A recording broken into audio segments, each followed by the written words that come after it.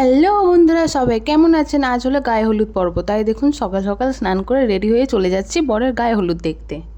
তো দেখুন সব থেকে গুরুজন যে আছে সে রিচুয়ালস কিছু পালন করে নিচ্ছে গায়ে হলুদের আগে বর এবং তার নিজ বরের সঙ্গে। তারপর গায়ে হলুদ পর্ব শুরু করে দিয়েছে।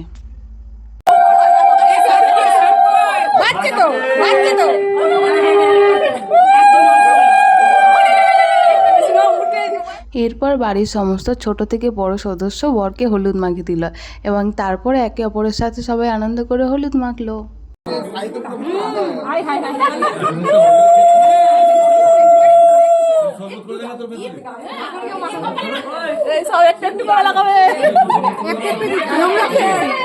আর এদিকে দেখুন আমাকেও একটু হলুদ মাখিয়ে দিয়ে গিয়েছে। তারপর দেখুন সবাই মিলে হাত নিয়ে ফটোশ্যুট করছে।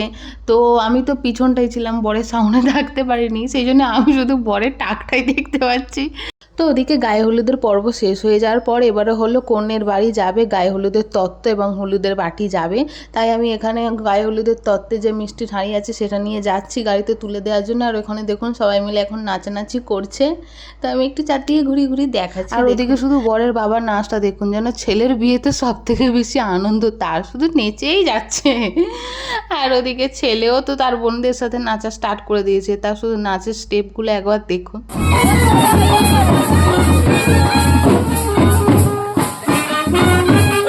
সবাই নাচানাচি দেখে ক্লান্ত হয়ে আমি চলে এলাম একটু দই খেতে। এরপর সবাই মিলে নাস্তা নাস্তা চললাম বরকে স্নান করাতে।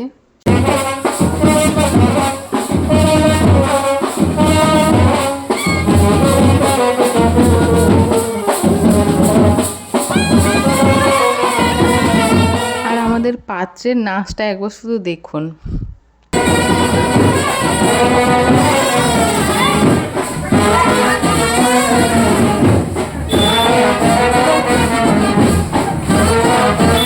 সবাই মিলে নাচতে নাচতে পৌঁছে গেছি ঘাটে।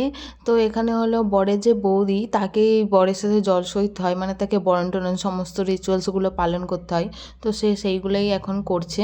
তাকে বলে বলে দিচ্ছে, সে নতুন তো তাই অতটা থেকে ভালো করে যায় না, তাকে বলে বলে দিচ্ছে, সে তেমন করছে। আর এদিকে দেখুন বর দাঁড়িয়ে গেছে ফটোগ্রাফি করতে। তো দেখুন বরের বৌদি এখন হাত দিয়ে কিছু একটা বরণ করছে, ওনাকে যেভাবে বলছে উনি সেভাবে করছে।